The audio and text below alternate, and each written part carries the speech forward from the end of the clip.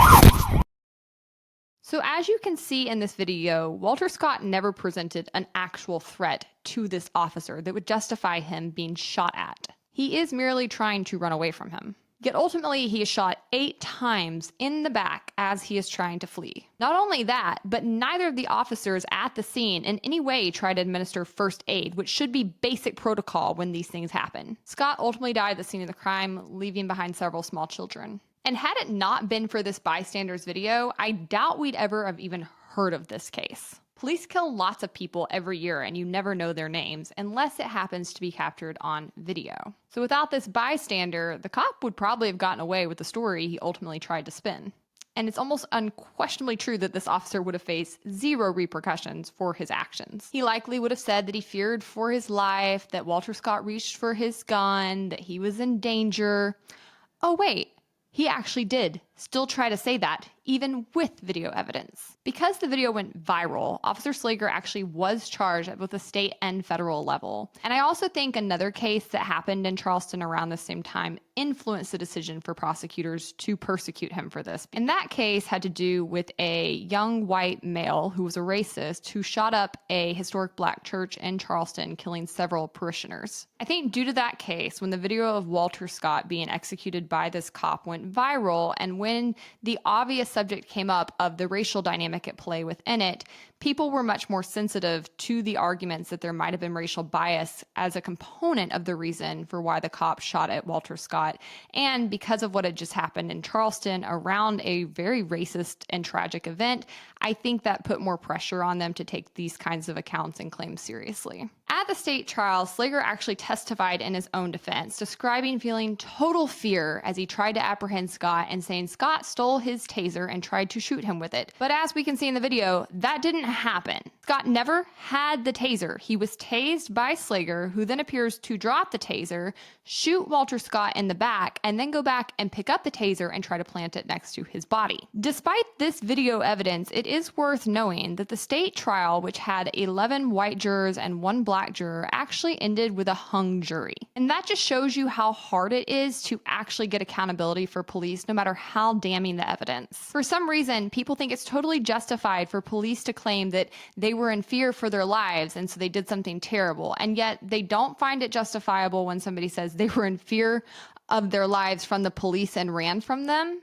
It doesn't track. Why do we expect more out of citizens than we do out of police? But once again, we saw that a police officer claiming he was afraid is enough for some jurors to not want to convict, and that is not the first time that has happened. For the record, from 2005 to 2014, 69 officers were charged for on-duty shootings, while only 26 were found guilty, according to numbers compiled by the Wall Street Journal. And there are many reasons for this. One being, again, that often we don't have good evidence of what actually went down and people have a knee-jerk reaction to just trust whatever police say. As with this case, the officer claimed that he tried to grab his weapon, that he was in danger, and without the bystander's video, there would have been nothing to counter that. Additionally, it's important to remember that prosecutors and police and judges, they all sort of work in the same circles. They work together.